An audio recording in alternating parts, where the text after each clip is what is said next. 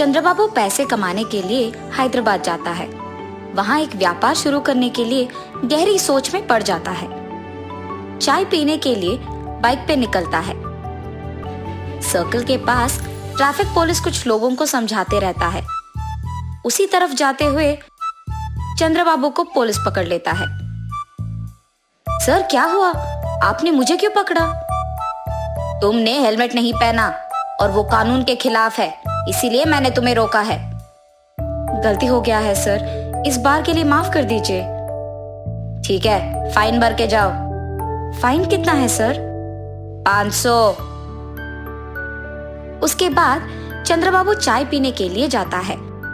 चाय पीते हुए उसे एक विचार आता है, वैसे तो मैं यहाँ एक व्यापार शुरू करने के लिए आया हूँ ना, तो क्यों ना मैं एक हेलमेट का दुकान खोलूं।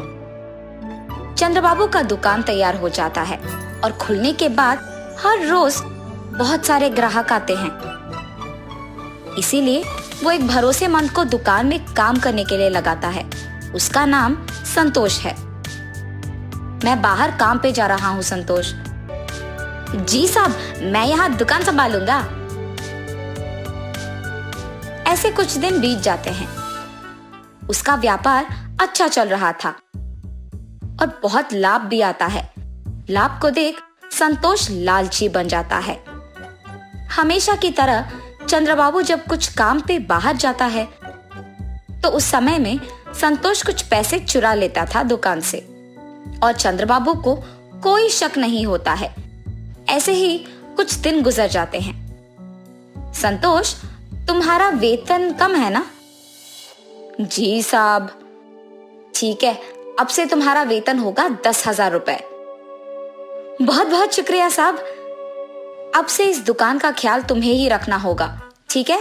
मुझे गांव जाना होगा, वहां कुछ काम है। 10 दिन बाद आऊंगा।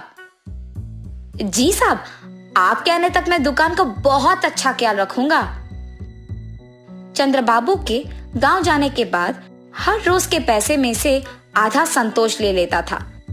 10 दिन बाद चंद्रबाबू उसकी बेटी के साथ हैदराबाद आता है और सीधा उसकी दुकान पहले जाता है। इन 10 दिनों में कितने पैसे आए हैं संतोष? 50,000 साहब। अरे ऐसे कैसे? हर रोज का हमें 10,000 मिलता था ना, इतना कम कैसे हो गया? चंद्रबाबू को उस पे शक आता है, मगर वो कुछ कहे बिना वहां से चले जाता है। क्या हुआ पापा? कुछ नहीं बेटी, मेरे गांव आने से पहले हमारा दुकान लाभ में चल रहा था, लेकिन इन 10 दिनों में बहुत कम हो गया है। लगता है कि हेलमेट ज्यादा नहीं बिक रहे हैं। पापा, शायद संतोष कुछ पैसे ले रहा है। अरे नहीं नहीं, वो ऐसे नहीं करेगा, बहुत ईमानदार है वो। अच्छा ठीक है पापा, आप आके पहले खाना खा लीजिए। सुबह के समय में दिव्या दुकान को किसी के आने से पहले एक सीसी कैमरा लगवाती है और वहां से चले जाती है।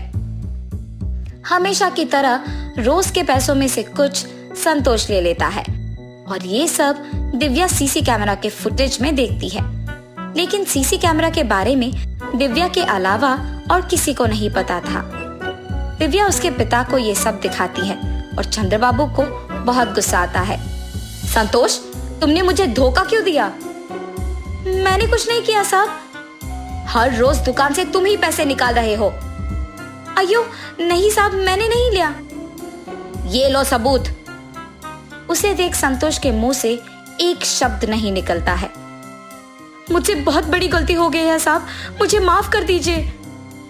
तुम्हारे भरोसे पे मैंने इस दुकान को छोड़कर अपने गांव गया हूं और तुमने मुझे धोखा दिया।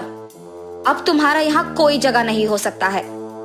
अगर कोई हम पे भरोसा रखता है तो हमें उनका भरोसा ऐसे नहीं तोड़ना होगा। धोखा देना बुरा है।